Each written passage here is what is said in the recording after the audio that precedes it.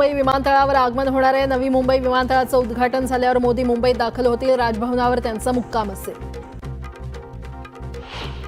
नवी मुंबई आंतरराष्ट्रीय विमानतळामुळे केवळ मुंबईकरांनाच नाही तर पुणेकरांना आणि पश्चिम महाराष्ट्राला देखील मोठा फायदा होणार आहे। या विमानतळाच्या उद्घाटन प्रसंगी मोठ्या सांस्कृतिक कार्यक्रमाचं आयोजन करण्यात आलेलं आहे, ज्यामध्ये विविध लोककलांचं सादरीकरण, नृत्य, संगीत, पारंपरिक वादन यासह छत्रपती शिवाजी महाराजांच्या राज्याभिषेक सोहळ्याचंही सादरीकरण होणार आहे। मुख्यमंत्री देवेंद्र फडणवीस यांच्या अध्यक्षतेखाली झालेल्या राज्य मंत्रिमंडळाच्या बैठकीत राज्याच्या रत्ने आणि दागिने धोरण 2025 ला मंजुरी देण्यात आली आहे। त्यामुळे सोन्या चांदीचे दागिने, हिरे, रत्ने यांच्याशी निगडित उद्योग व्यवसाय वाढीस चालना मिळणार आहे। या उद्योगांमध्ये 1 लाख कोटी रुपयांची गुंतवणूक आणि 5 लाख नवीन रोजगार निर्मितीचं उद्दिष्ट ठेवण्यात आलंय। मोदी सरकारच्या केंद्रीय कॅबिनेटनं 4 रेल्वे प्रकल्पांना मंजुरी दिलेली आहे। हे कॉरिडॉर 4 पदरी आणि शक्य असेल तिथे 6 पदरी करण्याचा निर्णय घेण्यात आल्याचं केंद्रीय मंत्री अश्विनी वैष्णव यांनी सांगितलं। रेल्वे खात्याकडून लवकरच प्रवाशांसाठी एक दिलासादायक बातमी मिळणार असल्याची माहिती समोर येते। भारतीय रेल्वे लवकरच आपल्या प्रवाशांना एक नवीन सुविधा देणार आहे। या सुविधेमुळे प्रवाशांना त्यांच्या कन्फर्म तिकिटांवरील तारीख विनाशुल्क बदलता येणार आहे।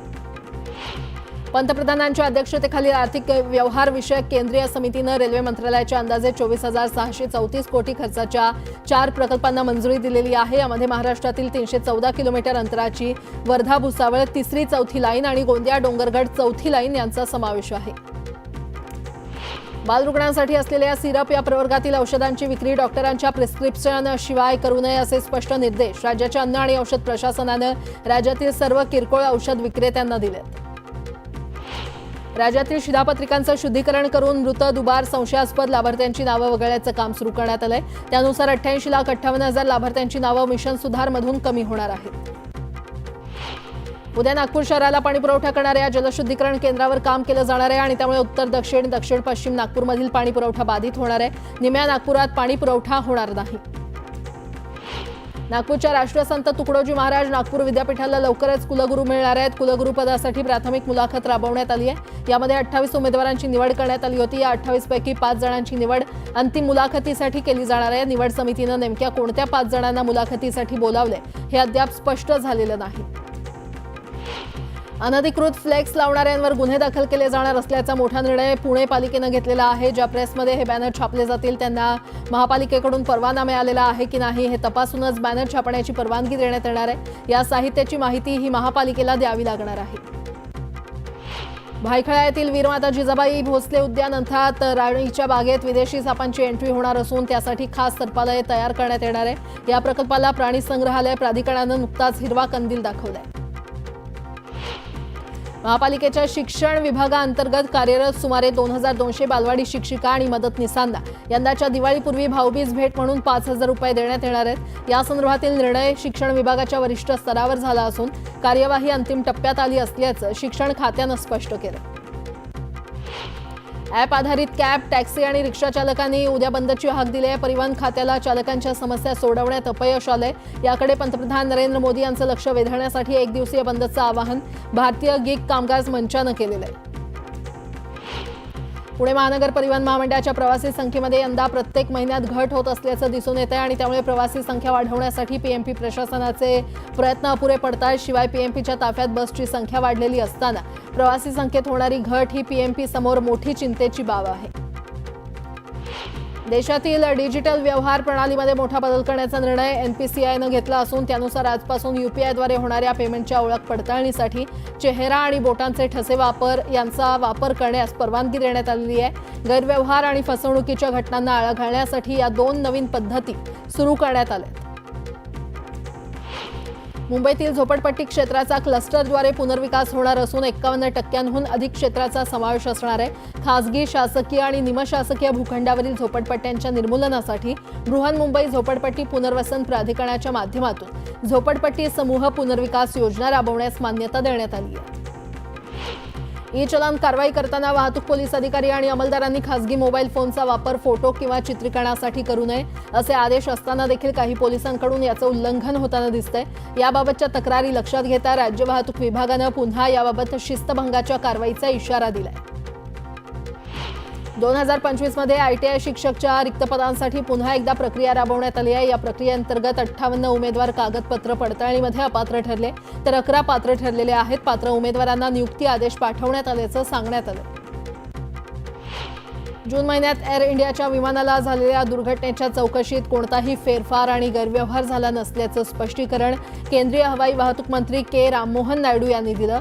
एअरकार्ट ॲक्सिडेंट इन्व्हेस्टिगेशन ब्युरोनं एअर इंडिया विमान दुर्घटनेची चौकशी केली होती। उल्हासनगर महापालिका हद्दीतील अनधिकृत इमारतींचा मुद्दा आता ऐरणीवर आलेला आहे। शहरात अनधिकृत इमारती कोसळून 30 पेक्षा जास्त नागरिकांचा जीव गेलाय, त्यामुळे यावर कारवाई करण्याची मागणी जोर धरू लागली आहे।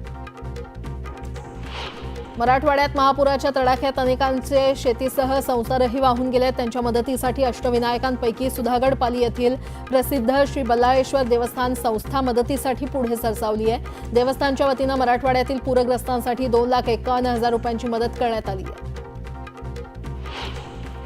कराड शहरातील वाखाण ते कोरेगाव रस्त्याच्या कामावरून शेतकरी आणि कॉन्ट्रॅक्टर यांच्यातील वाद। पोलीस ठाण्यात भूसंपादन करण्याआधीच रस्त्याचं काम राजकीय दबावानं सुरू केल्याचा आरोप शेतकऱ्यांनी केलाय। यावरून शेतकरी कॉन्ट्रॅक्टर आमनेसामने आलेत। मोबदला मिळवण्यासाठी शेतकरी आक्रमक झाले।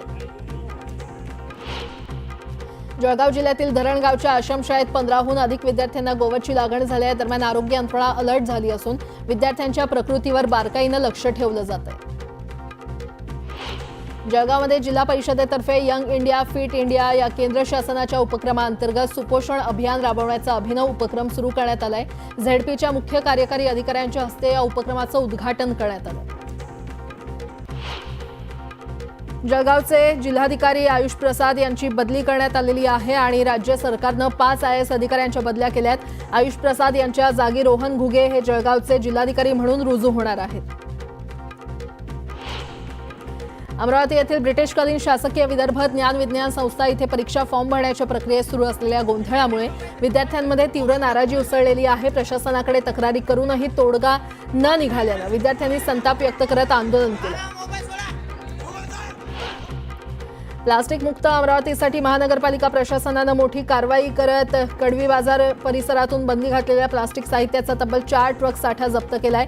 तपासणी दरम्यान व्यापाऱ्यांकडे बंदी घातलेल्या पिशव्या, कप, प्लेट आणि अन्य प्लास्टिक साहित्य आढळलं। अतिवृष्टीचा मोठा फटका अहिल्यानगर जिल्ह्यातील शेतकऱ्यांनाही बसलाय। काल सरकारनं जाहीर केलेलं पॅकेज पुरेसं नसल्याचा आरोप नगरमधील शेतकऱ्यांनी केलाय। सरसकट कर्जमाफी करण्यात यावी अशी मागणी त्यांनी केली आहे। छत्रपती संभाजीनगर तालुक्यातील सातारा गावात विद्युत तारेचा स्पर्श होऊन शेतकऱ्याच्या म्हशीचा मृत्यू झाला। लिंबाच्या झाडाची एक फांदी महावितरणाच्या तारेवर पडल्यानं तार खाली जमिनीपर्यंत आली होती। मात्र याकडे महावितरणाचं पूर्णपणे दुर्लक्ष असल्याचं दिसून येत आहे। या विद्युत तारेमुळे नागरिकांच्याही जीवाला धोका निर्माण झालाय। सातारा जिल्ह्यामध्ये मे महिन्यापासून झालेल्या अतिवृष्टीमुळे मत्स्य व्यावसायिकांना मोठा फटका बसलेला आहे। धरणातून अनेक वेळा पाणी सोडल्यामुळे मत्स्यबीज आणि मासे वाहून गेल्यामुळे मत्स्य शेतकऱ्यांचं कंबरड मोडलंय। बुलढाणा येथील जिल्हाधिकारी कार्यालयामध्ये केंद्र आणि राज्य शासनाच्या विविध योजना आणि प्रकल्पांच्या अंमलबजावणीचा आढावा केंद्रीय राज्यमंत्री प्रतापराव जाधव यांनी घेतला। केंद्र आणि राज्य सरकारच्या योजनेचा लाभ तळागाळातील शेवटच्या घटकापर्यंत पोहोचण्यासाठी प्रत्येक विभागानं वेळेचं नियोजन करून त्या पूर्ण करण्याचे निर्देश संबंधित यंत्रणेला जाधव यांनी दिले। भंडाऱ्याच्या गोसेखुर्द प्रकल्पग्रस्तांनी प्रलंबित मागण्यांसाठी जिल्हाधिकारी कार्यालयासमोर आंदोलन सुरू केलं। यावेळी 3 महिला थेट झाडावर चढल्या। यावेळी प्रशासनाची चांगलीच तारांबळ उडाली। वंजारी समाजाला अनुसूचित जमाती प्रवर्गातील आरक्षण तात्काळ प्रदान करण्यासाठी नगर जिल्ह्यातल्या शेवगाव इथे उपोषण सुरू आहे। या उपोषणाची पुढील दिशा ठरवण्यासाठी बैठकीचे आयोजन करण्यात आले। शेतकरी कर्जमाफीसाठी प्रहारची हक्क यात्रा सध्या राज्यभरात सुरू आहे। ही हक्क यात्रा रायगड जिल्ह्यामध्ये उद्या धडकणार आहे। शेतकरी कर्जमाफी न झाल्यास मुख्यमंत्री फडणवीस यांच्या निवासस्थानी धडकणार असा इशारा सचिन साळुंखे यांनी दिलाय। बीड जिल्हा कारागृहात आणखी एक धक्कादायक प्रकार समोर आलाय। प्रलोभन दाखवून धर्मपरिवर्तन करायला लावत असल्याची तक्रार थेट कैद्यानंच केल्यानं खळबळ माजली आहे। या संदर्भात पक्षकाच्या वतीनं ॲडव्होकेट राहुल आघाव यांनी पत्रकार परिषद घेऊन कारागृह अधीक्षक पेट्रोस गायकवाड यांच्यावर गंभीर आरोप केले। अहिल्यानगरच्या शेवगाव तालुक्यातील थाटेवाडगाव इथे वंजारी समाजाकडून आमरण उपोषण सुरू आहे। एसटी प्रवर्गातून आरक्षण देण्याची मागणी आंदोलकांनी केलेली आहे। बोदेगाव इथे आंदोलकांनी रास्तारोको आंदोलन करत प्रशासनाचं लक्ष वेधलं। सरकारनं शासकीय निकष न लावता सरसकट पंचनामे करून शेतकऱ्यांना नुकसान भरपाई द्यावी आणि कर्जमाफी करावी अशी मागणी चोपडा शेतकरी कृती समितीकडून करण्यात आली आहे। चोपडा तालुक्यात शेतकऱ्यांचं मोठं नुकसान झालंय। सिंधुदुर्ग जिल्ह्यातील झाराप इथल्या अपघातानंतर माजी आमदार वैभव नाईक यांच्यावर मारहाणीच्या आरोपातून अॅट्रॉसिटीचा गुन्हा दाखल केला होता। याबाबत सिंधुदुर्ग जिल्ह्याचे पोलीस अधीक्षकांना मराठा महासंघाकडून निवेदन देण्यात आलं। हा गुन्हा चुकीच्या पद्धतीने दाखल झाला असून कारवाई झाल्यास आंदोलनाचा इशारा देण्यात आलाय।